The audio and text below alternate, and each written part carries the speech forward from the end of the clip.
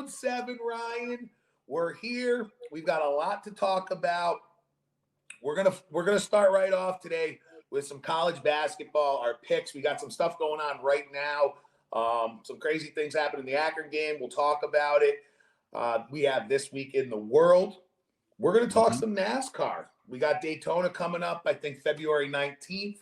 So you got some storylines. We're going to talk about some different gambling props, things like that. What to look for on turn 4, turn 5 when it gets squirrely out there, old buddy.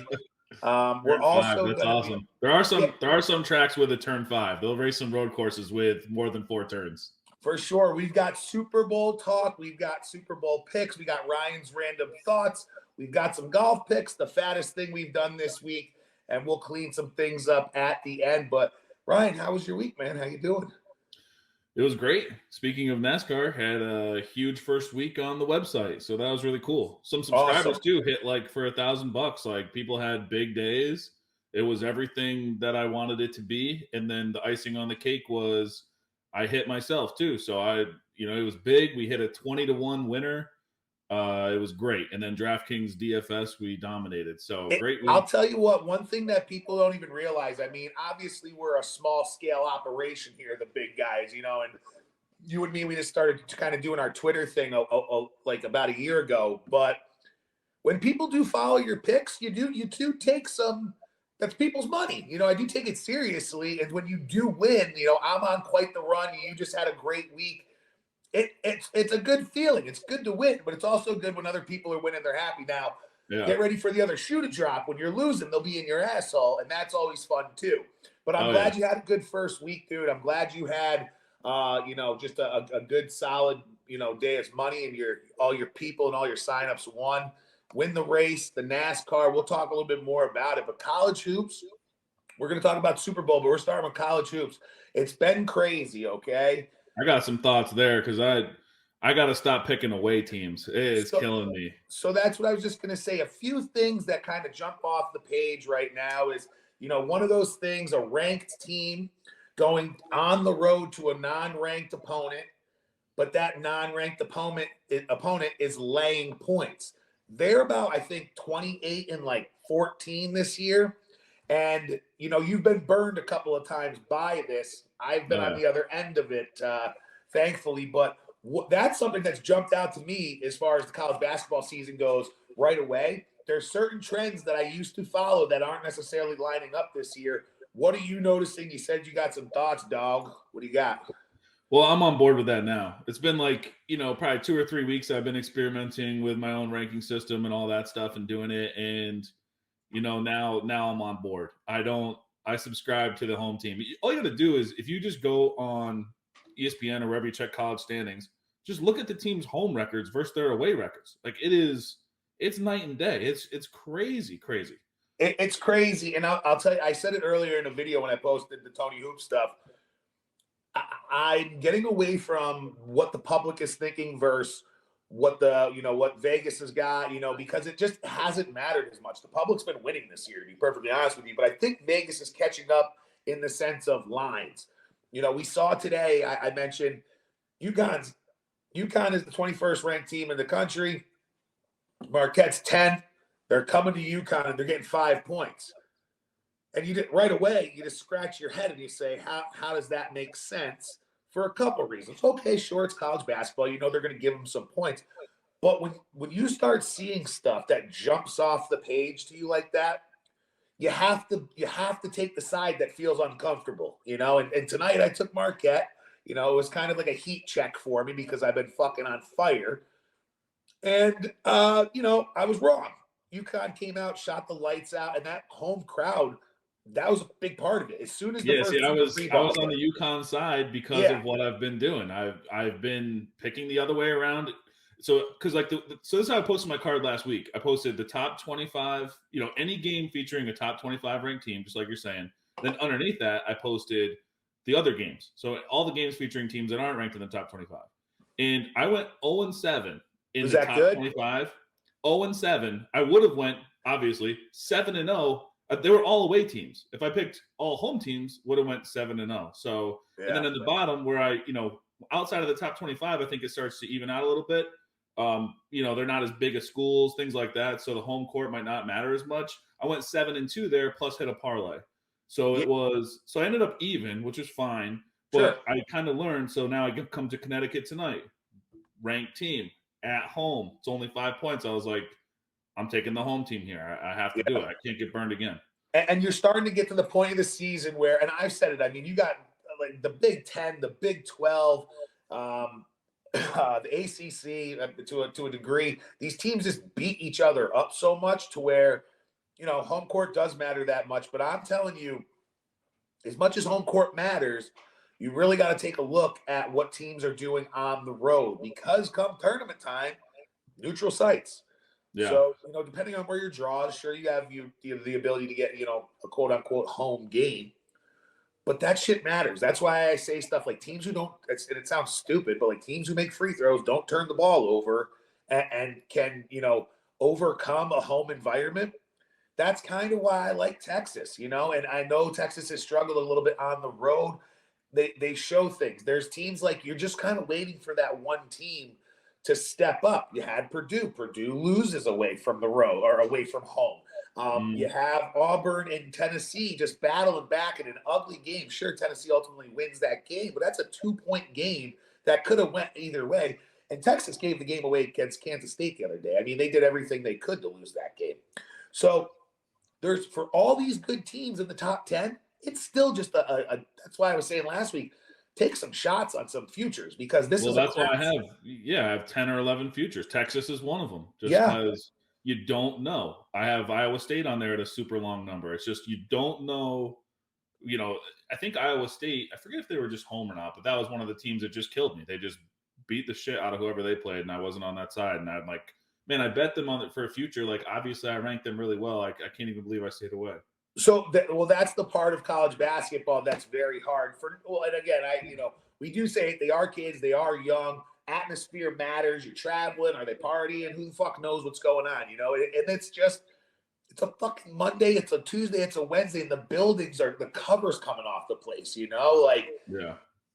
College basketball fans always get up. It doesn't matter what day of the week is. So if it's a home game and there's any type of significance, it obviously does matter. But I'm telling you, I think you just look for stuff. You look for those teams. Here's a team I'm looking for. Okay, I didn't bet it tonight. Maryland against Michigan State. I would like to see Maryland get a nice win on the road here. Yeah, travel. I was close to taking the points there, but I saw some money on the other side, and it's just like I just stayed away because of that. And I stayed away just because you can't bet every goddamn game. I like to make Forest today too. I like that Appleby kid or Appleby, whatever his name is. But I just can't bet all the games.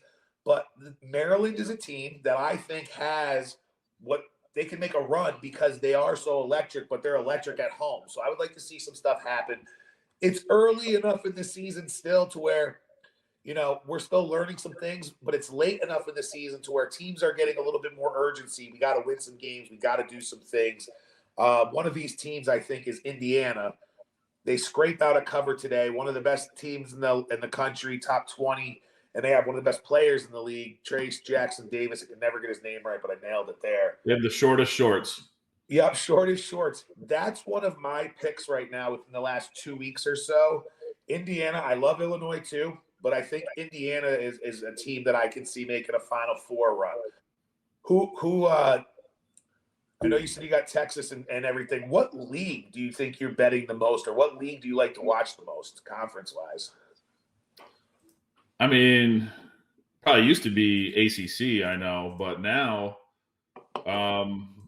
this is going to sound bad, but I really just like whatever I'm betting on. I don't have a favorite conference anymore. That's fair, because I think it was because of my old work schedule. I always got into Pac-12 basketball because it was on late. Yeah. I'm a bit of I'm a night owl. Oh, where'd you go, Ryan? Oh, sorry. Did I lose you, or are you just doing this thing where you're sipping your tea? Might have lost Ryan, guys. I'm just going to talk, I guess, because I think he'll probably be able to sign back in, but he just. Sorry about that. I don't know. It just booted me out for a second. I apologize. No, that's all right. Cool. So what I was saying is, I think for me, there's those teams that are saying, like an Indiana who has pieces to make a run. I think big wins on the road are something that we're going to see, but there's teams getting a little bit more urgency. And a Pac-12 is one of those leagues that I just love watching late night because I think they have always some teams that you're not sure about. And they tend to beat themselves up a little bit too. But a team I love over there who's like 13-10 is Colorado. They're covering machines, but I love betting on them. But USC is good. UCLA is good. Arizona is good. Good conference, and I like betting on that one. So I was just curious if you had a favorite one. No, I don't have a favorite. No. I did like to see UConn, have a big win tonight because I did take them my last go around of outright. So I'm up to 15 outrights here. So I'm just gonna chill now. Yeah, you might have all 69 teams in a minute, but I'm glad you brought up. I'm in for less than 2 units though, and if any of them win, it returns at least 10. So It's still just smart taking long shots, not blowing my load. I can take favorites once we get there. Some of these odds are so long, you catch one, you're golden. That's what I'm saying. Yeah, it's like a lot of them. Like even the lowest I went, I think, is 40. So I'm in for like 1.78 units, and the return is 10. So when we get to the tournament and I start really liking a favorite or something, I can still lay some money on it and feel good about it. Yeah, and I have since found out we are able to bet the college games there. Good. But I don't think you can drink beer there. All right. Which might not be terrible because I'm going to be there for fucking 14 hours. So it'd be what I need. But you can enter and re-enter and things like that. It is. Yeah, yeah. But yeah, like you said, it's not a bad idea to take some shots on some of these teams like we mentioned. But college hoops, I love it. I think the big thing for me right now is seeing who's going to get some big road wins. That's kind of my focus right now because everything, you just see it week to week, day to day. Teams are different. I'm glad you brought up the Big East because another team that I think is worth taking a look at is Creighton. I think Creighton's good. Yeah. But Big East kind of, they cannibalize each other a little bit too. College hoops, it's really just, we're really just scratching the surface. A bunch left. We'll get into more of it. You got anything to add to college hoops, Rye? No, just check our Twitters. You'll find our plays there. Post them when we can. Mine's typically like during the day because at night I got the kids, and then yours is like 5:30 on the dot pretty much all the time. Yeah, so I try to be consistent every day. Depending on my work schedule, I try to get everything out. And if it's a 6:30 game, I try to get it out by 5:30. 7 o'clock games, between 5 and 6. But yeah, you'll see my Twitter up there, Tony Hoops. I'm on fucking fire. I'm 82, 51, and 2. I'm like 19 for my last 24 or some shit like that. I'm like 13 in a row at one point. I mean, it's been unconscious lately. Yeah. And you're hitting parlays along the way. So, I mean, that's the other thing too. It's too hard for me to track it and break everything down between like against the spread, money lines, and parlays. So I just said, fuck it. I'm just going to put it all together. If you're playing my plays just against the spread, your record is significantly better than mine. Yeah. Because some of those losses are money lines and parlays. Yeah. So I am picking my spot with my parlays. It's hard not to have a big card in college hoop because there's so many games, but you really do have to be disciplined, especially when you are playing every day like we are. So I got nothing else to add to college hoops, but Ryan, this week in the world, are you ready, buddy? I'm ready. Let's do it.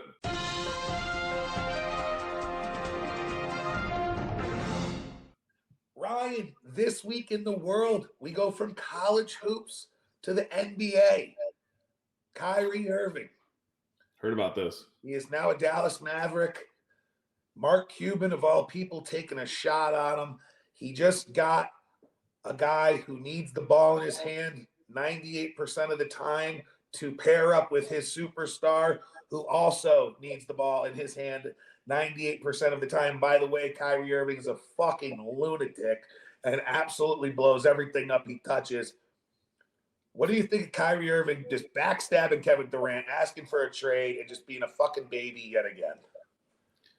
Well, I mean, I kind of love that the Nets are falling apart, but I don't understand. I mean, I guess you add a player of that caliber to any team, it could help it, should help it. But when you have a player like Luka, like you said, they both require the ball in their hands to make plays. I guess if they did a rotation similar to kind of how the Sixers do it, where Harden will play a little bit with the second unit or something like that as a scorer. Maybe Kyrie's going to be used like that. So maybe they won't play together all the time, and then you just have this like super sub, and they can close out games together. That's actually that's something I heard that might be like that was one thought that I didn't think of, I guess. So when Luke is on the floor, best offense in the league. When he's off the floor, quite literally the worst offensive in the league. Yeah, so just split them up.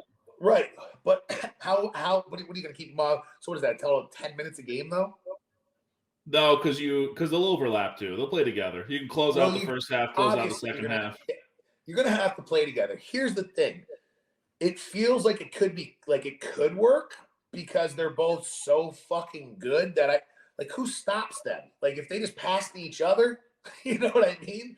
Like that works, right? Yeah, like Luka could play. Luka can shoot, so I mean, he could play more of the Durant role, where Kyrie's controlling the ball a little bit more. But because Luka is such a good shooter, he can just shoot more instead of drive more. I mean, it's kind of a shame because this driving he's so good at it, but I don't know. But maybe the threat. I mean, maybe nothing will change because just the threat of him shooting anyway is just one pump fake and boom, he's to the hoop. So I guess I also understand, like, if you're the Mavericks, you got to kind of do something, right? Luka's just like, guys, I'm fucking out here giving you 60, and we're still just not very good, and you're not doing anything. So maybe listen. No one can really guard either one of them. Yeah. So when they're on the court by themselves and you can't double team them, then what do you do? So yeah, right. It's a good move. And every hooper out there is like says they love playing with him and he's a good teammate. And I think he's kind of a douche, but Kevin Durant's going to want out now too. I think he might even said something he might want out, but Kyrie's a flat earther, right? Yeah, he is. Nice. I just don't know why. I guess if I'm an NBA owner, I just don't want to deal with this guy. I don't know. I understand he is a top 5 player. He's good as he's playing great this year. I understand he's filthy. He's just a nightmare, and he just ruins everything. And I don't know how many times the guy needs to fool me once, right? Fool me twice. Yeah. It's just I don't know. Is it a rental for this year, or does he have more years on his contract? Like what? Because isn't he getting up there in age now, like basketball age at least? I think this is a contract year for next. Yeah, I think this is a contract year he's in. So he's looking to get another max deal next year. I mean, this guy is just it's kind of weird because I feel like he's got a lot of miles on those legs. He's good, and they're going to keep paying him, and he's good, but.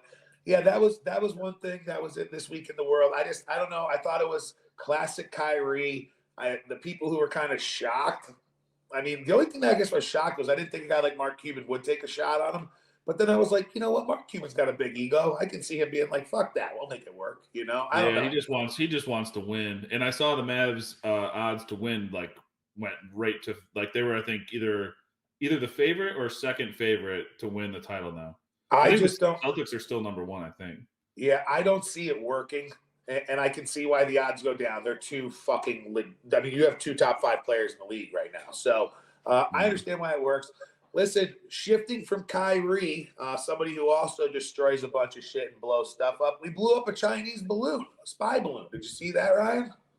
Yeah, I saw it. First was spotted crossing over Alaska, and then we finally were able to shoot it down over North Carolina or something. Yeah, why didn't we shoot it down before? Why did we? I mean, I understand. I heard the debris stuff, and we didn't want to kill anybody. But you mean to tell me we didn't track that thing before? It just was in the States. Why didn't we shoot it down then? Did you see the one video of the guy who was like, "That's my Air Force"? Well, so this was what I was going to say because they shot it down over Myrtle Beach, right? And I went to school at Myrtle Beach. All right. The guy who's recording, fuck yeah, buddy, America, damn, come look at this, fuck yeah. I was like, where's that? That guy's from this. Everybody's from New Jersey in Myrtle Beach, nobody's from South Carolina unless he shot it and was from Aiken, South Carolina or some bullshit like that. But it was the hardest accent ever, but he sounded like Kevin Kisner on steroids. I tell you what, boy, we had America. It was so fucking good. But yeah, that is classic America, blowing shit up and just being yeah, we win. Well, Yeah. I don't know, dude. Like, what the fuck's that thing doing here? You know? That's what I want to know. What kind of intel were they trying to pick up here? I think like the only thing they could really do is fly over and try to see where all our nuclear bases are. That's the only, and that's So, scary as shit.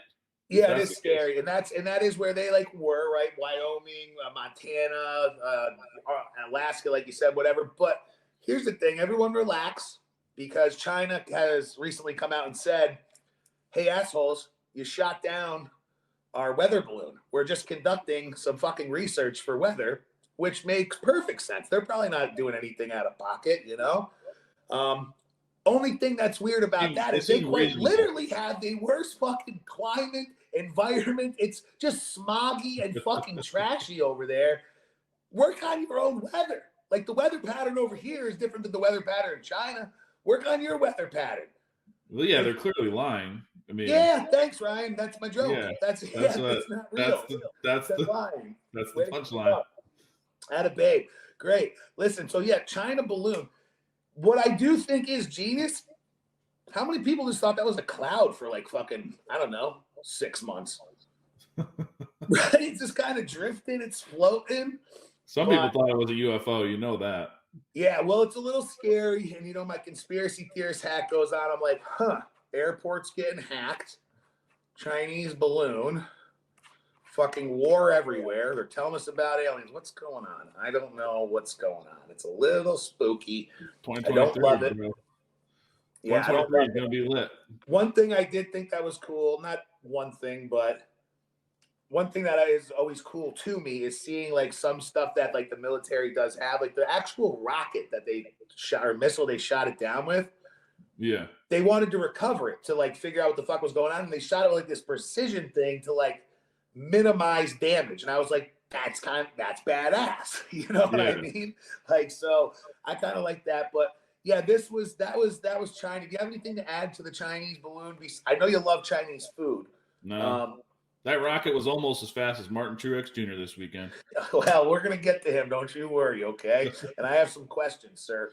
But the last thing is, it's this week in the world. This week is Super Bowl, right? Yes. And a lot of things. We're going to talk about the game and props and bets and things like that. But is there anything, what do you do Super Bowl? Are you looking forward to the halftime show?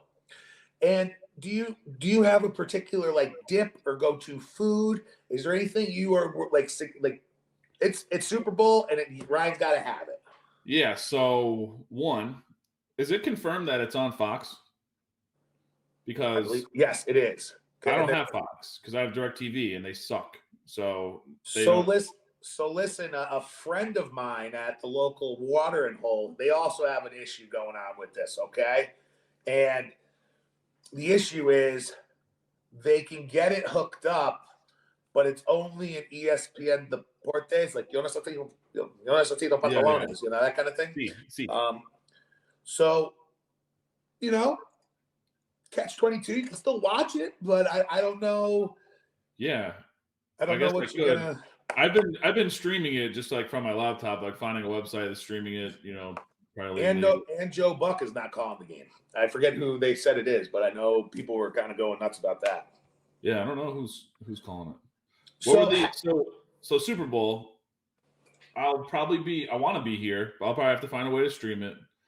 And Druthers, which you know, and love that. Local like upstate New York knows. One, they just signed a 10-year lease to take over 550 on the lake. Let's go. Did you know that? No. Yeah, so there will be Druthers on the lake, which is pretty That's sick. Awesome. Go there. But they do $100 package, and I think if I just type in Druthers Super Bowl package right now, I'll read it to you. But it's a nice $100 package. Yeah, I don't know. I'm not going to look too hard for this. So, but it's like their wings, their beer cheese dip, pizza. That's awesome. Their loaded mac and cheese, all that. $100. You get, I think, 2 growlers and 2 4-packs of whatever you want. It's just loaded. Like it should not be $100. It should be $200, but they do it $100 for the Super Bowl. And we go down, pick that up, bring it back, and eat that. So that's what's up. Well, so you're looking forward to the food. listen, I know it sounds like you're not a football guy or you're a tool if you like the commercials. I kind of like them. Okay, I like to see what the commercials are going to be. Yeah, that's what I mean. Like, I can't watch in Deportes because I won't understand the funny commercials. So I need to be able to see them in English. You uncultured fuck you. How about you learn, get your ass some Rosetta Stone before this big I game? took French for 5 years in high school. Can barely speak it, but even then, like, they don't offer it in French. I don't think. So. Well, that's fair. Now I'm excited for the Super Bowl. I like. I always like the halftime shows. I like the show. I like the show. Who's halftime? Rihanna, bro, grow up. Oh, yeah. Riri. Yeah, exactly. Riri. You know, big debate today was over under 2 minutes on the national anthem. Is it Chris Stapleton? Yeah, that's going over. I feel like he's got enough vibrato to make that go over. He's got soul. He's going to be holding notes like a motherfucker. Just thinking. I'm going over. Yeah, he's a slower singer, and it'll be beautiful. But I think you go over 2 minutes there, even though I think the median time's like a couple seconds below too. But I just think he's gonna soak this one up. Yeah, I love that part too. I'm looking forward to it. I always go to my brother's. Like I said, I always like watching the halftime shows. And let's be honest, you know Rihanna's gonna rip the fucking cover off the place with something. You know, she's a showstopper. Everybody knows that. Yeah. So I'm excited for that. Excited for commercials. You are excited for Rihanna. I didn't know you'd be this excited for Rihanna at halftime, but you love it. Dude, you're out of your mind if you're not. But listen, I'm excited for the Super Bowl. It's going to be fun. That was this week in the world, Ryan. Do you have anything you wanted to add to the topics, or are you good to go? No, I like it. It's been a good week. Yeah, it was. I'm excited for Super Bowl. And like I said, we're going to talk about some Super Bowl. But first, meow, meow. Hey there, good buddy. I'm just coming in there. Turf 4. I think the Fords run pretty good. Get a little sticky out there. It's a plated race. Blah blah blah blah blah. What does all that mean? What do you like this week? Well, Dak, here's the deal. I'm the best there is, plain and simple. I mean, I wake up in the morning, I piss excellence. So we'll have the Daytona 500 coming up here. It's a fun race to bet. Frustrating race because they crash a lot here. So, you know, my advice is to throw some darts out there and some longer shots. Kind of like what I just was saying about March Madness, you know, take some 30s, some 40s, things like that. But all with a purpose, you know, like I have them ranked already on wintherace.info. And the people who I think were too long, you know, of a price, I've already taken them. And you kind of want to do it soon too, because as we get closer to race time, they're probably going to slash some of these prices down. So I'll pull it up now and just let you know, a few things that I got cooking. Well, while you're looking, listen, I want to ask you a question, okay? Because I'm not a NASCAR guy. I'm going to be one this year. Mm-hmm. And there's a guy who I know people aren't a big fan of. And I was shocked when I saw he has never won this race. And his name is Kyle Busch, and you're getting a pretty good price on him. Why am I not betting Kyle Busch in this race? Or should I be betting Kyle Busch in this race? One other question to that question is I read that you got to be in the fronter part of the field in this race typically. Like, people don't come from the back. Is that true too? No. Like, people do come from the back because people up front typically wreck out. So, like, the thing about this race is everyone's so close together. So you got 40 cars at sometimes, you know, like bumper to bumper, 2 rows, sometimes 3 rows. And if one guy up front gets a little squirrely and wrecks, you're going 200 miles per hour behind him. No one's stopping. So everyone just crashes together. So I think the last race we had, it didn't rain. So that kind of, they didn't expect the rain to hit the track. It did. And a bunch of people wrecked. But I think there was like 10 cars that finished out of 40. So I'm not a strong reader. I'm sorry. I must have read that the wrong way. But okay, because I do always see a bunch of wrecks. Obviously. Now, but having said that, the winner, I think like 70 or 80% of the time starts in the top 20. So maybe that's what you do want to target guys. Like the winners tend to be fast cars that qualify up front and just survive. They just get lucky. They beat the wrecks, or they're running out front and just they don't get turned around. It's just like Kyle Busch is someone that's raced really well here for the amount of laps he's led here and hasn't won. It just doesn't seem right. The big switch this year for him, which I think gives him a big advantage, is now. So this race is all about teamwork as well. he was racing a Toyota. There were only 5 or 6 Toyotas in the race, and the rest were split down the middle, Chevys and Fords.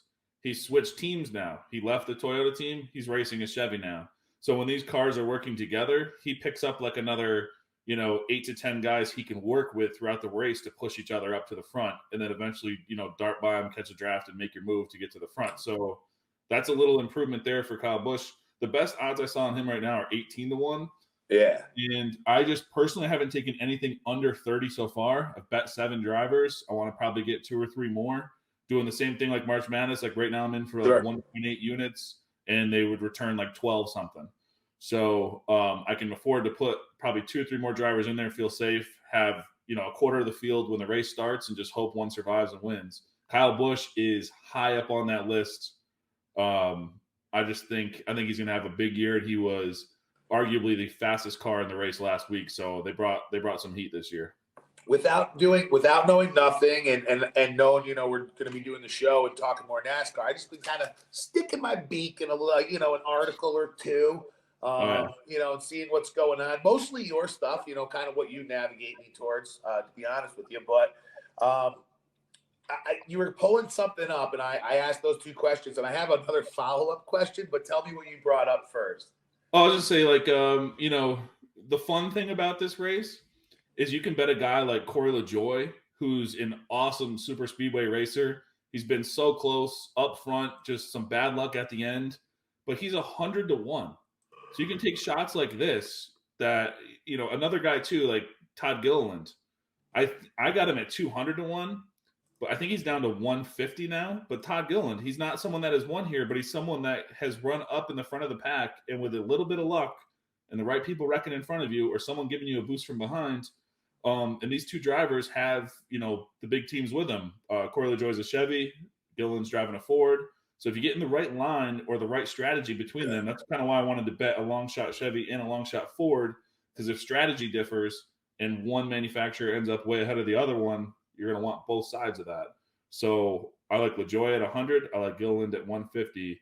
And you just need to throw a little sprinkle on that to have a big payday if you just get lucky. You may have just kind of answered my question. So how much are you – so I'm going to sound pretty dumb here because I don't know anything. How out of is Ford have more cars, Chevy, because you said it was split, Toyota? What does that look like? I think, and how much does that go into your betting? Like how many of those guys are actually in the field? So that's kind of – so right now I have bet let me see. I got 1, so 4 Chevys, some 1, and then 2 more Chevys, some 3, 4. So I'm 4 Chevys, 2 Fords, and a Toyota. So when I look to add, I might add Kyle Busch, and then I might add maybe a Toyota and a Ford, or 2 more Fords. I'm probably not going to bet another Chevy after that, just because of that strategy thing. Pit strategy could come into play here. So if it turns into a fuel mileage race where they're going to try to pit one time at the end or one time, earlier in the race and try to make it to the end on the fuel tank that they have and hope that they can make it. And they do, while the other team's like, no, I don't think we can make it. They pit, they're going to be way behind them. So whether that's Ford that ends up being out front or Chevy, it's typically, you don't see a large mix. You see the manufacturers kind of working together. So I kind of want to split that up when I'm betting here. Okay. So well, and that makes you probably more comfortable taking somebody at 100-1 or 200-1, Well, that, yeah, and the fact that you can just sprinkle something on it, you can put 0.1 unit on LaJoie and return 10 if you get lucky. So that doesn't need to be a major part of your card, but you have it just in case some shit goes down. And then you also mentioned Kyle Busch switching teams. How does that work in NASCAR? Are these guys free agents and can sign with a new squad, or are there trades and shit like that? How's that work? Yeah, this was big news because he races for Richard Childress. It's called RCR, Richard Childress Racing. Now he was with JGR, which is Joe Gibbs Racing. You know Joe Gibbs. Yeah, football man. So Joe Gibbs, Kyle Busch was a free agent. Joe Gibbs' grandson, Ty Gibbs, was one of the best drivers. I mean, he had the best equipment, but was one of the best drivers in Xfinity. Ty's a great name. Yeah, he was coming up full time. So he slid right into Kyle's car. And then Tyler Reddick moved to Denny Hamlin and Michael Jordan's team. Yeah. And then that was an open spot at RCR for Kyle Busch, so he took the number 8 Chevy. So he's in a Chevy now. Yeah, and it's kind of cool. Like he raced a Chevy way long ago, but the main part of his Hall of Fame career came with Toyota. So it's kind of a big story now. Like he thought he would retire there, and they let him go. So he's the other reason I want to bet him is he's out for fucking blood. Like I love his attitude. Like he wants to win. So maybe it's Tony NASCAR. Maybe I'm a NASCAR guy because I just was like, that guy looks good. Yeah. I feel like he should win, but I don't know why. His nickname is Rowdy. If you didn't know that. Yeah, well, I do know that, and I know he's kind of like I've seen him on social media and stuff like that. I know he's got that like punk kind of image. Like I can see why people don't like him, but the fuck do I care? He's talented. He's not Kyrie Irving, But that's what I mean. Like with his attitude and wanting to prove something again. Exactly. I love him this year. Yeah, I want someone like you're saying who's ready, out for blood, competitive dude for sure. I'm going to sound stupid. Is Denny Hamlin the one who won back-to-backs? He's won. Yeah, he won back-to-back Daytonas. And he's good here. Okay. Did something change with him? No, he's still with JG. So he races for JGR at Toyota, but then owns his own team, 23XI, with Michael Jordan. Okay, that's not a conflict. That's not a conflict of interest. No, because that's what I mean. Like these manufacturers are, at some point they're a little bit of a team, but they're still competitive. Like last week, Bubba Wallace, he races on Denny Hamlin's team, got to Denny's bumper and like moved him out of the way and passed him. And so it's like, Rubbin's racing. That guy, I mean, he's doing good, but you're like, dude, you're on my team. Don't fucking move me out of the way. And the last thing you mentioned him earlier, what's his name? Martin Trudeau? Isn't that the Martin Trudeau? Isn't that a goalie or something? No, I'm sure it's the Prime Minister of Canada, I think. Isn't it?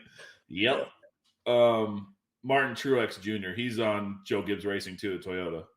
You like him this week? You mentioned. Yeah, he's been better at super speedways.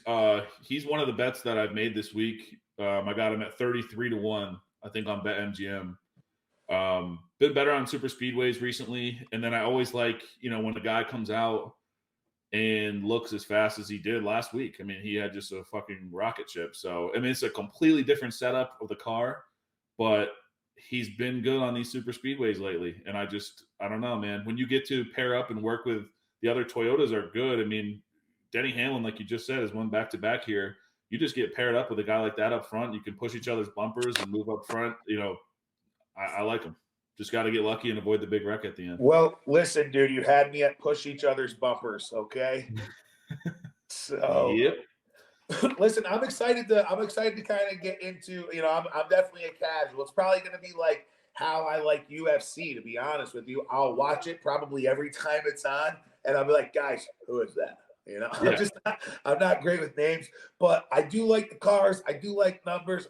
That was talking Racing with Ryan. Yeah, that was great. Just go to wintherace.info is the website. I'll have everyone ready to go. That's and DFS. For sure. And like you said, you had a huge week, like NASCAR just started, right? And what I love is that the people reading everything and a part of the community in Discord also had a huge week. So that was awesome. Great. Well, I'm excited. Well, listen, we've talked a lot about the other stuff. I thought it'd be good. Everybody talks about the Super Bowl right away. We talked a little bit about the Super Bowl, Ryan, but let's talk about the Super Bowl. Let's dive into it. Yeah. We have Philly. We have Kansas City. We have crazy lines. We have props. The Super Bowl is one of those things where people bet a bunch of crazy stuff. Your grandfather will bet on a coin toss just because it's the Super Bowl, that kind of thing. It's why I love the Super Bowl for numerous reasons.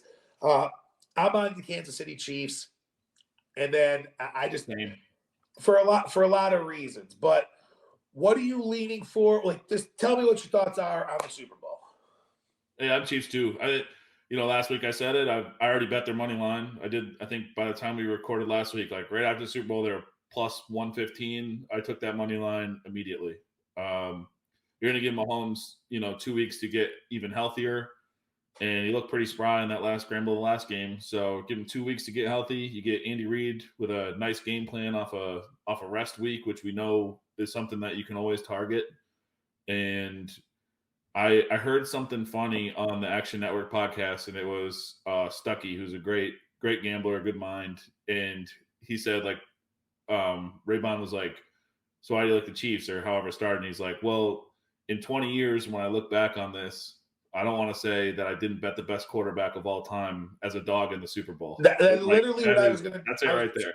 I was just going to say the same thing. If Philly beats me, they beat me. But I'm not betting against Pat Mahomes. But I'm getting points, and for all the reasons you just said, I'm not going to echo them and repeat everything that you just said. But the other thing is this: like, I get it, I understand. Maybe I'm not paying attention. I knew Philly's defensive line was ridiculous. I didn't realize they had 4 guys with over 10 sacks, and nobody's ever fucking done that. That's super impressive, obviously. Yeah. And Philly's 10-0 when Jalen Hurts rushes for 30 yards or more. I don't want to disrespect this Philly team because it's not like that, and I have no allegiance. This isn't because I'm a Giants fan. Fuck Philly. This is because it's Pat Mahomes. It's Andy Reid. It's Travis Kelce. It's time to prepare, time to get healthy. And yes, this Eagles team has some dogs, but I am not going to lose this game, and I'm not going to have the fourth quarter end. I'm going to go, why did I not bet on the best quarterback in football? Right. And Andy Reid. I mean, you're taking – so you take Pat Mahomes versus Jalen Hurts. I take Pat Mahomes every time. Neutral field, which is where we're at. Pat Mahomes over Jalen Hurts every day of the week. Andy Reid versus Sirianni. I take Andy Reid every day in that battle. So and twice on Sunday, brother. And on Sunday, and on race day. We call those race days here. Fair enough. But now that football's over, at least. There were 49er days for a little. But yeah, I take them over the coaching matchup. Yeah, so and I think one thing that plays in Mahomes' favor goes back to the sacks, like you said, is that their offensive line is 5th in adjusted sacks. Like they don't give it up, and that's partly because Mahomes. Mahomes is good under pressure. He can read it. He can get rid of the ball quickly. They're number 1 in pass offense DVOA for a reason. He's legit, and I know the Eagles also have the number 1 pass defense DVOA, but they haven't. It's schedule adjusted when you look at DVOA, but it's hard to adjust the schedule when you're so far ahead of everybody because you haven't played anyone. So like you're shutting down nobody quarterbacks. So they're going from 0 to 100 real quick. I mean, Mahomes is going to be in that ass. And that's why I also have bet the Chiefs money line and the over. I think over, I got it at 50. I think it's going to go over 50 points. I just don't see how. They have 2 of the fastest neutral paces, and neutral pace because you expect the game to be close, right? It's a 1-point spread.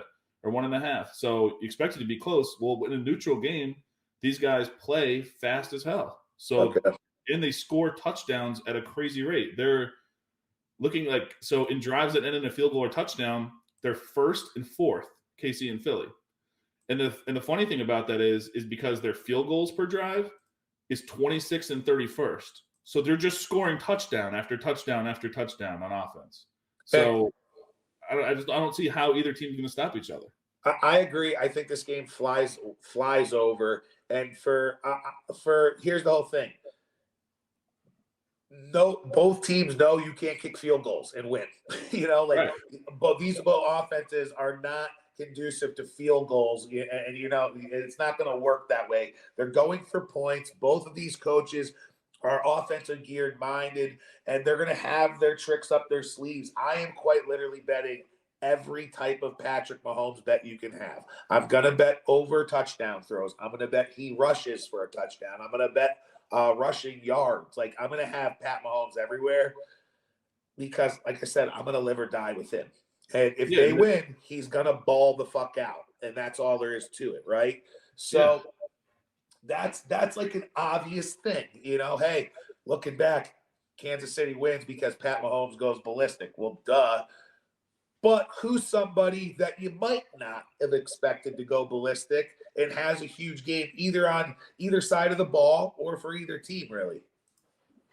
Man, I want to know who's going to be healthy for the Chiefs at wide receiver.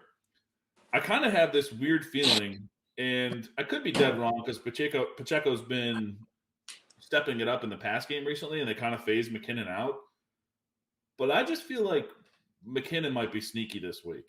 I have this feeling he kind of works back into the game plan, especially if these receivers are out, things like that. I honestly think he could be used in the slot or something like that. And I don't know. You also have the big tight end coming back too, Dotson or whatever his name is, but Yep. I think he'll be used in the red zone. Well, I'll tell you what. You just said something like, first Fortson. off, Sorry, Fortson. That's his name. I said Dotson. Yeah, don't go to me for names. I just agree with you because I think you're right more than I am. But I'll tell you what here's what I do agree with. I do agree with that McKinnon thing, and this is partially why. This is a touchdown, Tony touchdown theory. The more somebody looks like they're getting phased out of an offense or they have had down weeks, that's when we bet them. Yeah. Because if you are Philadelphia, you have to say to yourself, who are we looking out for? And with all due respect to McKinnon, he's just not part of that. You got to look out for Pacheco. You got to look out for Kelsey. You got to control Mahomes. You got to control some, that's just not the guy you're going to be worried about. You got to contain the pocket. You want to try and get to the quarterback. And that's the guy he's going to be able to dump it out to. And this also goes with, we know how good that defensive line is. And I said it last week. I think whoever wins in the trenches is going to be a big part of this game. But make no mistake about it, they're going to pressure Pat Mahomes, and he's going to have to be mobile. And I think that sets up to a McKinnon having a nice little game as well. He was also my pick to kind of be a sneaky star in this thing. Yeah, having to get rid of the ball quickly. I looked at the ADOTs that the average depth of target that these teams' defenses give up, and they're both short because they can both get so much pressure. They're both I mentioned the offensive adjusted sack rates. Well, their defensive adjusted sack rates are first and third. Eagles first and KC third. So it's like, yeah, these are short, dump down passes, get rid of the ball. But I think they're also high efficiency. Like, you put the pressure on them. Mahomes has enough zip on the ball, like we saw last week, where he can whip 120 yards down the middle if he needs to with the pressure on him.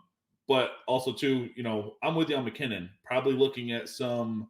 You got to shop these hard because these numbers are like getting chopped down pretty good. Right, and I was just saying they fluctuate. The numbers are fluctuating like crazy. I am still somebody who kind of snaps and pulls the trigger the day of. I'm not a big early bettor. I like to see movement. It's just how I'm programmed. But what I will say, I know both of us are talking, kind of matter of factly about just KC fucking coming in there and getting it done. I do think it's going to be a close game. I do think it's going to be an awesome game. I think we're in store for like a really good Super Bowl. I think there's going to be points. I've talked a lot about Kansas City and Pat Mahomes and guys like that. Listen, on the other end of the ball, they're on the other end of the field, you have Philadelphia with a potent offense. They've been running the ball good all year, and they have two wide receivers who can absolutely change a game. What are your props looking like? Do you have anything targeted for any Philadelphia players this week? Not yet. Like, I think that if I did, though, I'd be going after Hurts pass yards just because of the game script that I think will play out. So, again, I want to shop it around. I think he's probably around 245-ish most places. And I don't really mind the over. I think he's been running a little bit less lately. I know with 2 weeks now, just like Mahomes, like he'll be even healthier, but I wonder if that's why. I don't know. I feel like he's just been running less, and I feel like they're going to be behind, so he's going to have to throw more. And like you said, they have the receivers to do it, and the Chiefs can give it up through the air. Especially when they're playing from ahead. I think they play a little softer. So I kind of like Hurts over passing. And I'm not going to touch the running because he can still scramble. I had the under against the Niners last week and that hit. I'm not going to try to go back to that. I think I just go over on passing and hope that the Chiefs score quick and the game gets where they have to put the pedal to the metal and throw the rest of the game, for 3 quarters. So I think Jalen Hurts knows that he has to be better than he was last week. Yeah. He knows that. And that's not, you can't go 15-21 for $110 or whatever. I mean, they ran it down San Fran's throat. We don't need to relive that. We all know why they were running predominantly, right? But you're going to come in there, and I think this is a team that is balanced enough. I think it's a team to where he's going to be better. And that's why I do like the over. Well, I think we're in for like a wild game. I really do. Yeah, you said too, the guys you like to target are the guys who have kind of been down and out of the offense. Well, guess who had 2 weeks now to get healthy and is an absolute fucking monster is A.J. Brown. I mean, Yep. this is a defense he can completely exploit and beat.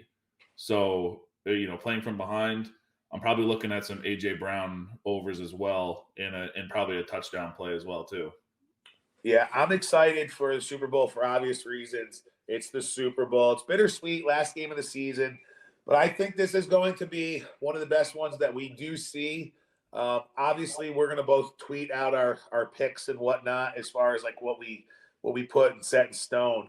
And we're going to come up with a Super Bowl big guys parlay. We're probably going to do a couple. We might do like a lottery ticket one and one that's a little bit more realistic. Yeah, we can find some really fun props to do a couple big guy parlays there, and then do some real ones, some typical ones. And we're going to post those ones out probably Saturday night or Sunday morning. Ryan and I are going to talk privately and come up with it. But I'm going to have Tony touchdown plays. I'm telling you guys right now, episode 7 of the Big Guys, Patrick Mahomes, anytime touchdown, 1,000% we are betting that, okay? Just picture it, guys. In the DVD, he's running down the sideline, the stretch for the pile-on, gets up, you just see 15 go ballistic.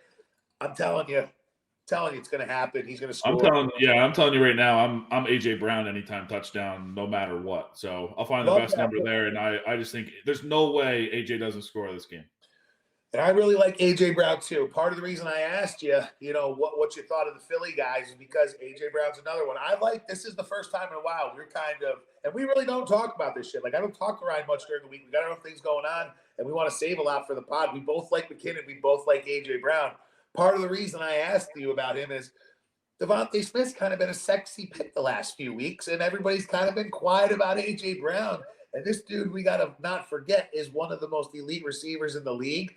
I'm looking for him to have a big game and be a part of this over. I love him to score a touchdown as well. Yeah, it's a nice plus 503 on FanDuel right now. You might be able to get it better somewhere else, but that's a nice little two-person touchdown parlay right there. So let me tell you what, okay? I'm going to let you guys into my world a little bit, all right? Here's what I'm thinking about for like a long shot touchdown play, okay? I'm so excited to talk about it. The stars come out. The stars come out when it's Super Bowl, right? I mean, the stars come out. I'm thinking Jalen Hurts rushing touchdown anytime. Patrick Mahomes anytime rushing touchdown.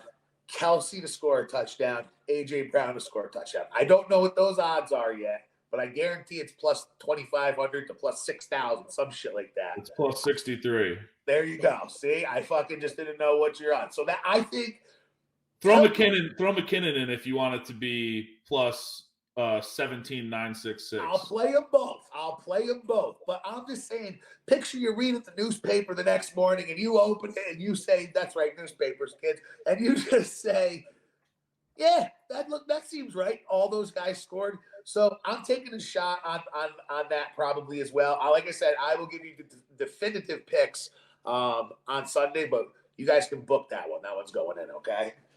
Yeah, AJ too, you can book for me. I'm putting that in. Awesome. Final prediction for the Super Bowl for me is I think it's going to be the Kansas City Chiefs 38-31.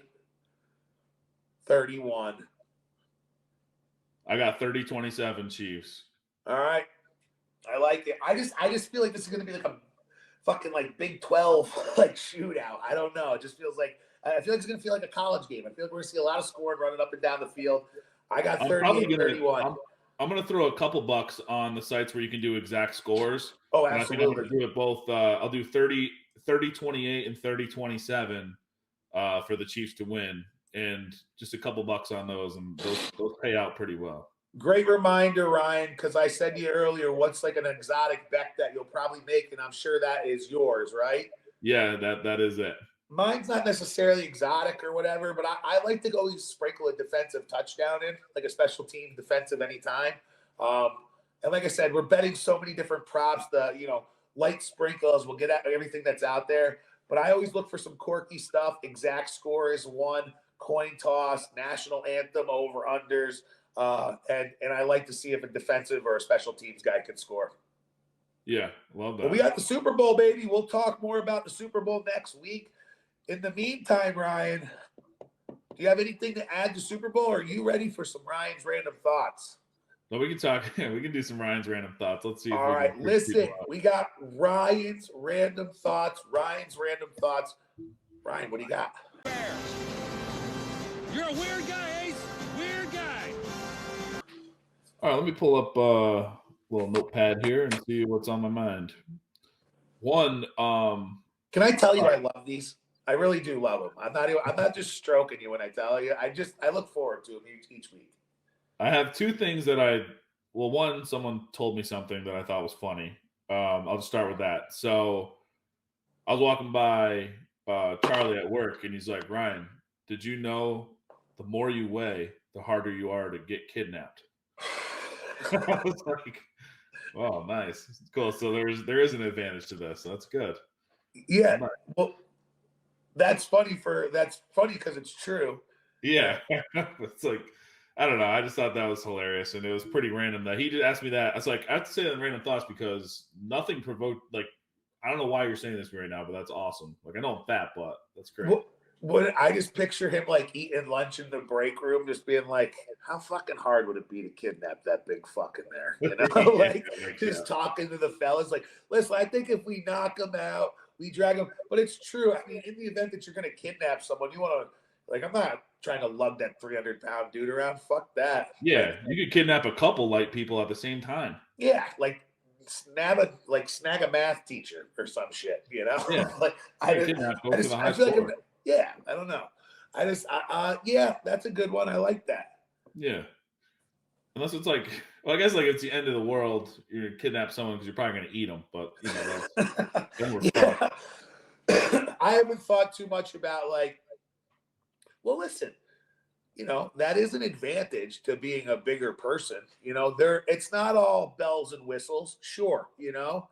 But I'm all for fat shaming, honestly, because it's a lot of times it's self-inflicted. You got a thyroid condition or some bullshit where you got to do steroids and it puffs you up. I get all that. That stuff's real, you know? Like, there's reasons people add weight. But if you're just a fat fuck who's just like, let's get another double and let's make it another large, and then it's like, you know, just sitting around and just doing nothing, fuck those people. So, but the advantage to being fat is, one, you know, no one's going to kidnap you. Two, you know, most of the time, fat people are fairly funny. You know, so that's you have to be because people think you're disgusting. So yeah, you get to wear your favorite shorts in the pool because you can't buy swim trunks anymore. That's another great advantage. Yeah. Somebody walking down the street who's wearing shorts, and it's like fucking 30 degrees out. People are like, that guy's a crazy person. If it's just a fat guy, that's just normal behavior. Right? Is swim trunks old? Should I have said bathing suit? I don't know. They're both old. I said slacks. If we could ever find one to wear, would you say like I gotta go get my bathing suit on? I say bathing suit. I haven't worn one in so long that I don't know. Go get trunks. When I think of trunks, I think of boxing. Like that guy's got the trunks on. Like I think of that as trunks. Yeah, I wonder why people call them swim trunks. I call them bathing suits.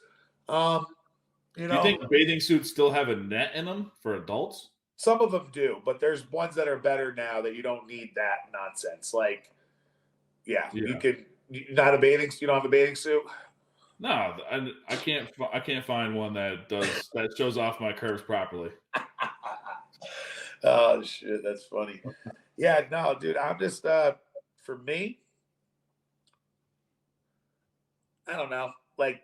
The bathing suits nowadays, you got to be careful what you buy because the shorts are so short now and they're not meant for dudes like us. You know what I mean? Like, I didn't know what this thing that it's like a 4-inch seam or 5-inch seam. Apparently, that's just when your whole dick is out, basically. Like, these are the shortest shorts ever. I had to go back and return them.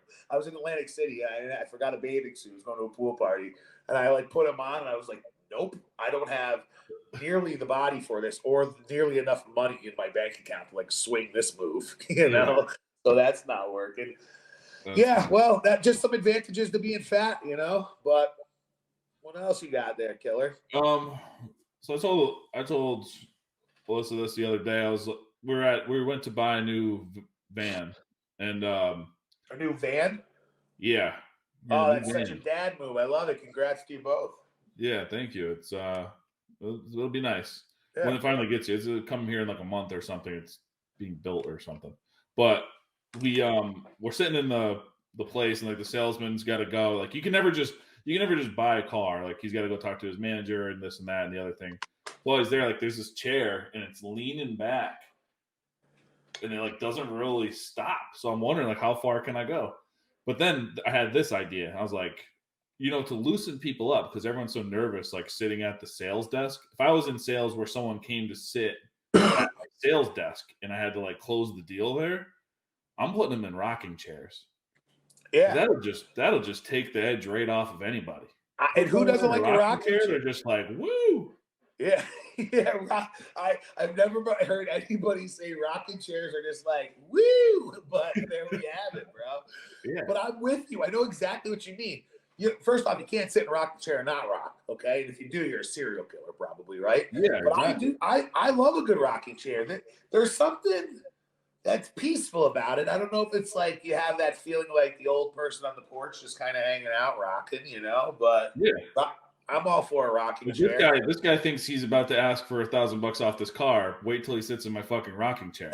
Yeah. He won't ask me. He won't ask me for anything. Yeah, and it's like, they're always telling you about like the 0G seat that's in the car, but they got you over on some bullshit cafeteria chair a lot of times, Yeah. Yeah, this was a nice chair. We got a van. You can't get the color you want anymore unless you want to wait fucking million years to get it. Yeah, cars are a joke right now. How far back did you end up getting in the chair? I mean, how far did you stretch it before Alyssa told you to stop? I mean, it had to be a good 45-degree angle before I thought the thing was going to snap. I just backed off, and plus I had the really good idea too. So like when I had the good idea, I'm pretty sure it like sprang up like yeah, like the Undertaker meme. Yeah, that's perfect. Yeah, no, what color did you end up getting with? It's like a dark metallic, like gunmetal grayish type color. Fuck yeah, bro! It's a gunmetal, fucking American. Yeah, brother. I love it. It's nice. It's By the way, that's the most like. Hey, listen here, Father. I know you're gonna be driving around in the minivan, but I got this gunpowder minivan for you. Like, fuck yeah, I'm still a man, bro.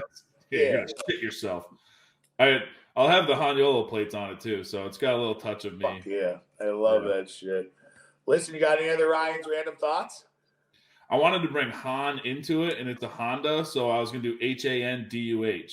And it's available in New York. Oh, really? Yeah, but what did I believe Alyssa said, I didn't think anything was dumber than Han Yolo till I saw this. Yeah.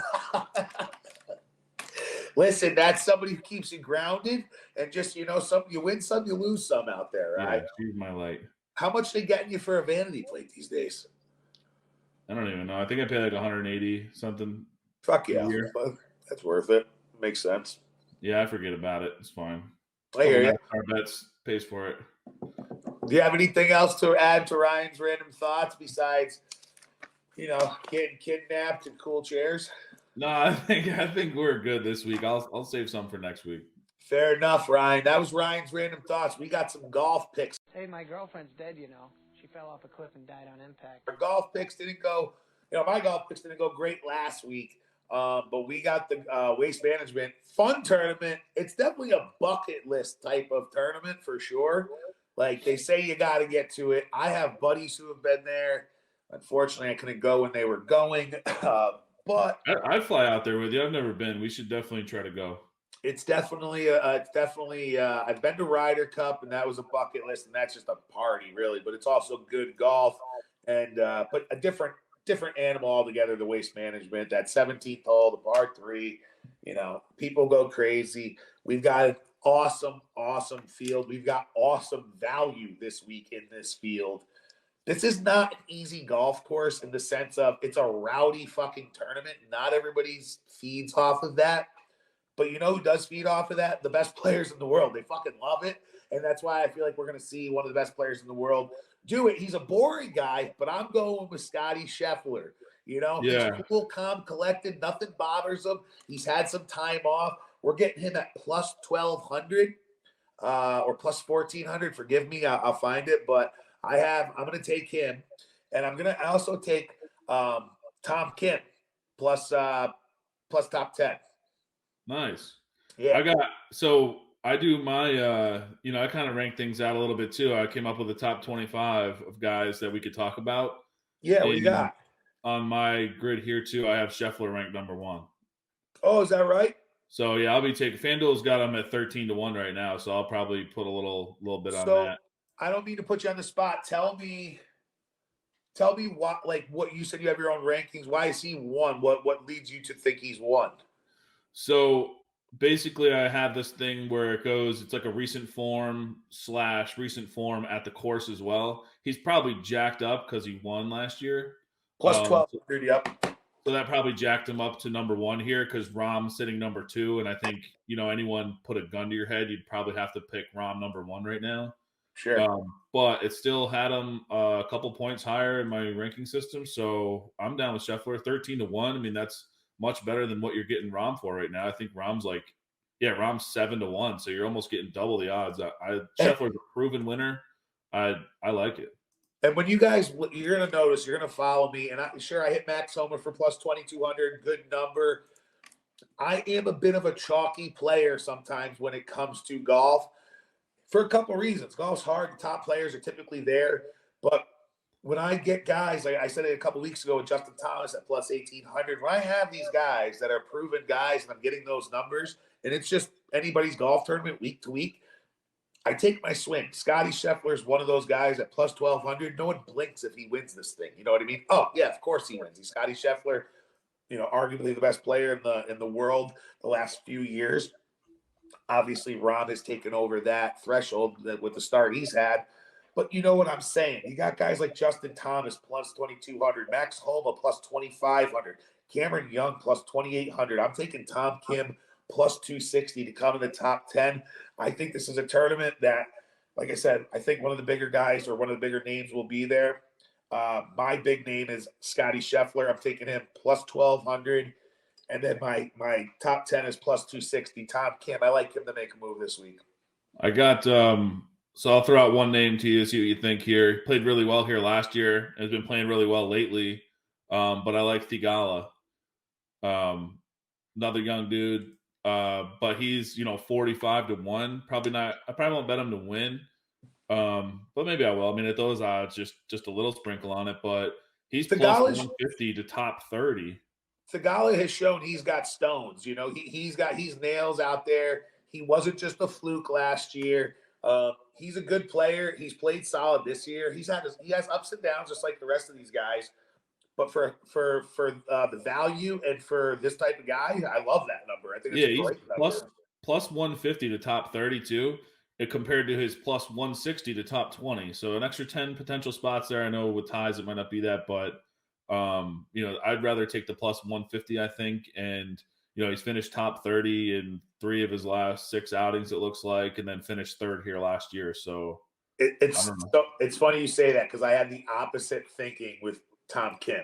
Like you said, he's shorter price at the top 20. Yeah. Tom Kim's number goes from plus 260 at top 10. He goes to the top 20 at plus 120. And I was like, they think he's going to play good this week is what my thought process is with that. So I'm like, to take a shot at the plus 260. It'd probably come in 12th, but you know what I mean? No, nice. I like that. So I thought that was a big discrepancy from, for 10 places. And I know ties and all that stuff come into play more so, but I really like Tom Kim plus 240 for their plus 260 for the value. I love Scotty Scheffler. Like I said, we don't need to repeat it. He's just a great player, and we all know why. I got one more for you that's even deeper down the board here. Let's see what you think about this. Victor Hovland? JT Poston. I have him in my is he on my fantasy golf team? Yeah, I wanted him on my fantasy golf team. Yeah, I like him. What's that number? That's gotta be huge. Plus 310 for a top 20. Yeah. Plus 160 for a top 30. And plus 100, so basically even money there for a top 40. And he's finished top 40 here all 4 of his tries in a row the last 4 years. I was just going to say, give me some logic behind the pick. I guess that's pretty good. That's fucking pretty solid if you think about it. Yeah, I mean, maybe, I don't know, people would say, well, he's probably due to miss a cut. But it's like, well, he's made his last 4 cuts, just playing golf, and he's finished top 30 in all of those, including 6 in his last time out. And then he's finished 26, 37, 11, and 23 here the last 4 years in a row. So, all right, he's like 80-1 to win it too. So, I don't think he will, but maybe I'll take that top 40 just at even money and hope he Yeah, plays well again. I'll end up posting that out on Wednesday morning or Wednesday night or Thursday morning. But I'm 100% taking Scotty Scheffler, 100% taking Tom Kim plus 260 to come in the top 10. And I'm probably going to mess with you a little bit too. I like that Thigala pick at plus 45 to 1 there that you had him at. But I gotta bet Scheffler. I can't not bet Scheffler. We're both in agreement on him right off the bat. Yeah, like, this is like football too. Like, why are we agreeing with everything when we don't even talk about it? Our renegade moods are just aligning this month, which is great for us. Yeah. I like I said, I like this golf tournament. It's going to be crazy. It's always, I hope someone makes a hole in one. You know, I always love when someone makes a hole in one on that hole and the place goes nuts. So I'm looking forward to the golf tournament. Golf is back for sure. We'll be talking about it every week. And like I said, for golf, I just like giving out my picks. You get to watch it all weekend long. Scotty Scheffler, I think he makes some noise this week, gets it done. Ryan, you got any other golf picks or anything else you want to add? No, I got that list here. Maybe I'll, make some DraftKings lineups or something this week since I kind of narrowed a field down to 25 guys or so and see what happens. Maybe get lucky with a lineup or two. And like I said, we got a lot of stuff coming up. It's the Super Bowl. We've got NASCAR. NASCAR is going to be intertwined with basketball, and that's intertwined with golf. So we have a bunch of stuff coming up. We're going to have our picks out. Like I said, just follow the Big Guys podcast. Follow us on Twitter, and you'll see all of our picks. And like I said, for the majority of the most part, we're going to give out our picks on this show as well. But Ryan, we're nearly coming to an end of the show. We're wrapping up. We've talked about college basketball. We've talked about NASCAR, golf. We talked about Kyrie being kind of a scumbag. And by kind of, I mean a complete scumbag. We've talked about the Super Bowl. We forgot to talk about the Kelsey brothers and how the brothers are just in it and how they're both just integral parts of their team. And that's pretty cool. And I'm sure we'll hear about that. If you can bet the over-under on the announcers talking about the Kelsey Bowl, bet the over because they're going to constantly talk about that. I do want to know where the Super Bowl MVP odds went. No sites have them up anymore. They're gone. They're gone. I noticed that too. People were talking. I don't know if they go back up. I don't know if they take them down. I don't know if they're. I want Kelsey. I'm so mad I didn't get him at 16-1. So mad. I don't blame you. And like you said, we talked some of Ryan's thoughts. But Ryan, we're going to finish up with the fattest thing we have done this week. Everyone's favorite segment, my favorite segment. Ryan, what is the fattest thing you have done this week? No, it's TV, man. Camera adds a couple 100 pounds. It's very simple. It goes back to looking for a new car. I have to make sure that when I sit in the seat, my ass and upper thighs don't overlap onto the seatbelt. So that's it. I mean, it's very simple this week. It's that when I know in my mind, when I go to sit in this car, I'm just praying that I fit inside of the little armrests that come down. Yeah, it's tough. I want it to be able to come down and use it for my arm, not to push my hip in. But you don't fit, do you? It's close. Yeah, so for all you non-fat people, what Ryan's referring to is when you sit down, his love handles are hanging over the seat. Yeah, so, love muscles. Yeah. I will never drive it.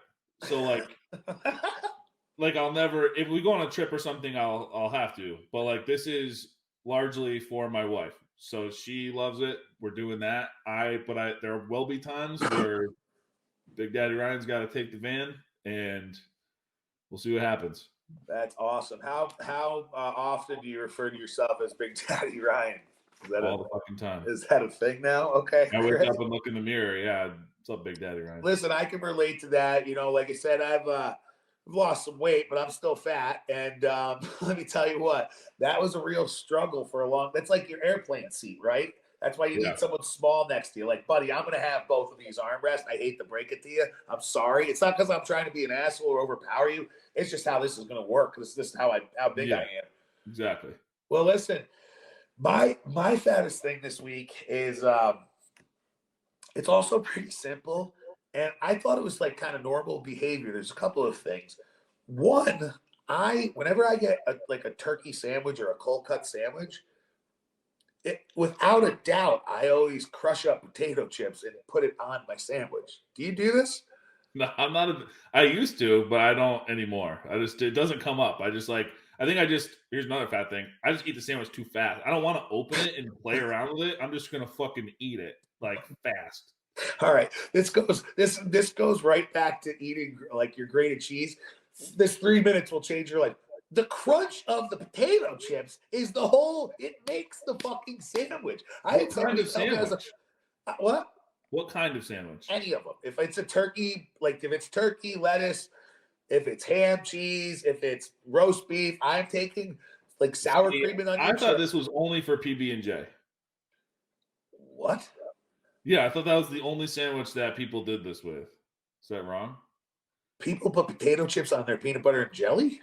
I thought that was the only one. You're telling me something different. I didn't know that was a thing. I don't really eat peanut butter and jelly too much. But my turkey sandwiches, I eat turkey sandwiches all the time. I love turkey sandwiches. Turkey's my favorite. So maybe I can get down with this then. Dude, first off, and people will be like, your fat ass has bacon on this turkey sandwich. And you're right, I do. And that should provide enough crunch for me, but it doesn't. And I crunch the chips up. I had a friend of mine tell me I was a crazy person for doing this. It tastes delicious. I don't care if it looks ridiculous. I still do it. Now, if I'm at a restaurant or something like that, if it comes with fries, I don't like smash up the fries and put them on it.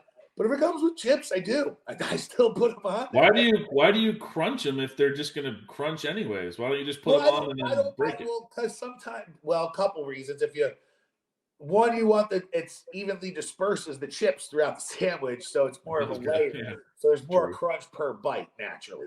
So that's one thing. The other thing is too, depending on the chips, sometimes chips have jagged edges. You can't be biting all into one big chip. You'll cut yourself. You'll hurt your mouth.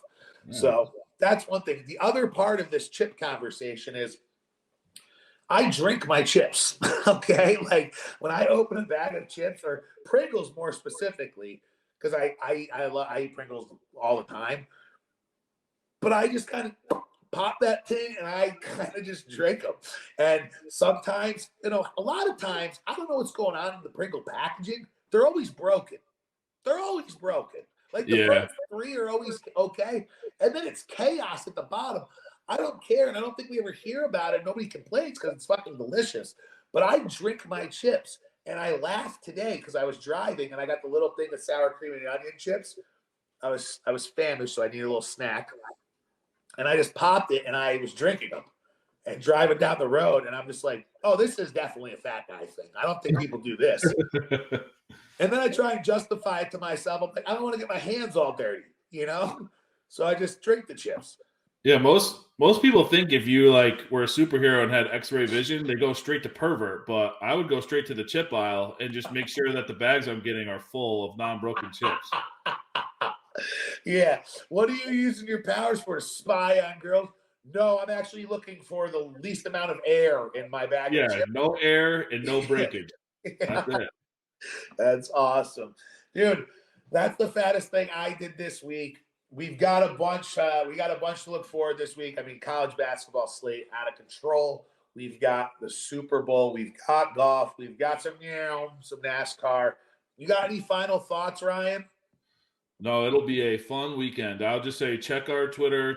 Follow at the Big Guys Pod because that's probably we'll retweet it from our own accounts too. But we'll come up with some fun parlays to just have fun with this weekend. Don't bet the house on it. Don't go crazy. Just have fun. Enjoy the Super Bowl. It's our last football game we're going to see for a while, so just soak it up. Hopefully it's a great game, and I hope the Chiefs win, and I hope it goes over. So, listen, I mentioned to you earlier I was just going to, one of our buddies here, Dave, had another question for you. And like I said, we're going to post all of our bets and everything, like you just said, on the site. But he had a question regarding futures, and we kind of touched on it a little bit already here. But when's the ideal time, do you think, to bet futures when it comes to basketball or upcoming sports? Do you like to wait? Do you do it immediately? Do you want teams to kind of fall and you're kind of trying to catch them at the peak value? I know you sprinkle a little bit. He goes, an example, right after the Super Bowl, the books will release some Super Bowl odds. Are you somebody after, as soon as the odds come out, are you going to snap on that? Not for NFL. I won't do that. Unless I see a team like you'd have to really dive in and just make sure there's not going to be any major moves there. If you got a team that's strong, that's coming back, that you think you're going to get value on, if you see them starting 5-1, 6-1, and it being cut in half, then maybe you could take it. But the odds on those are all like less than 10-1 anyways. So you're really tying up a lot of money for a long time. So it really depends on if you can do that too and you're comfortable with that. I don't do that typically.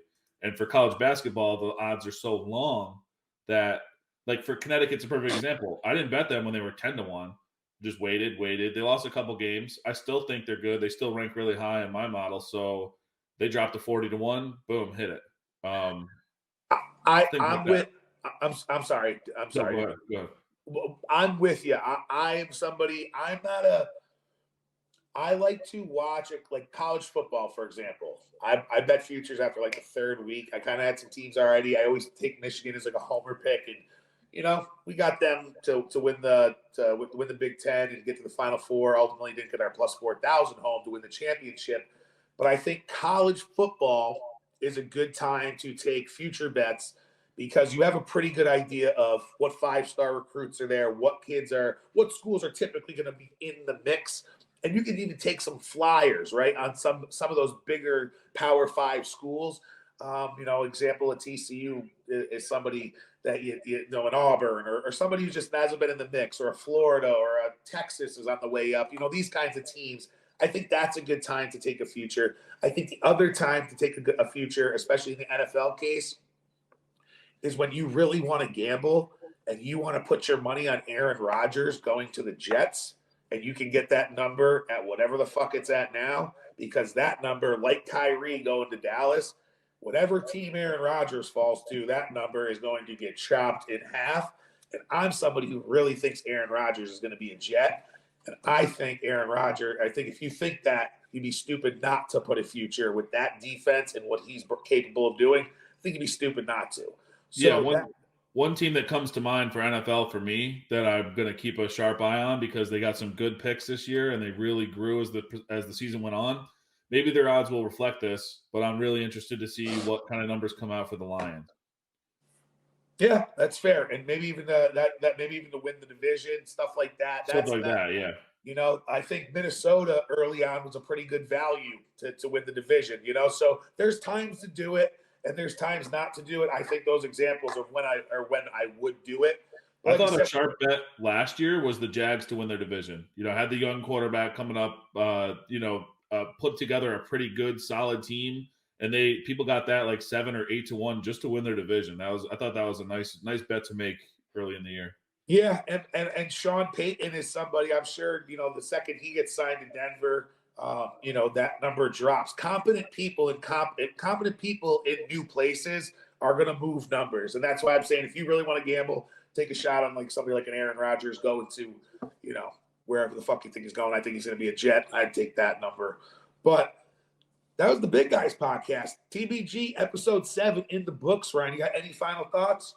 No, I like that show. It was a great show. We did a great job. And I think too, this one was pretty smooth, like start to finish. We just kind of, except for me, I did drop out for a minute, but I'll cut that right out of the video. We good. No, that's all right. Keep it in there. Yeah, don't cut it. Keep it in there. People won't get those 30 seconds. Who gives a fuck?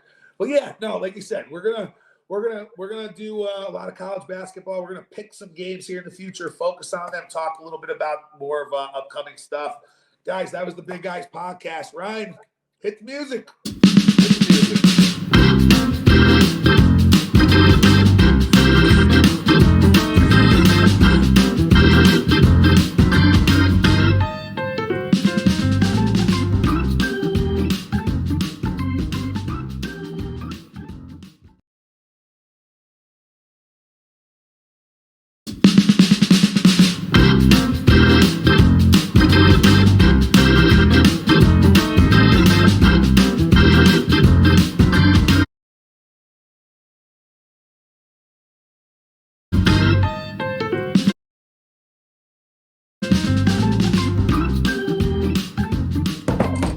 Welcome to the Big Guys. It's episode 7, Ryan.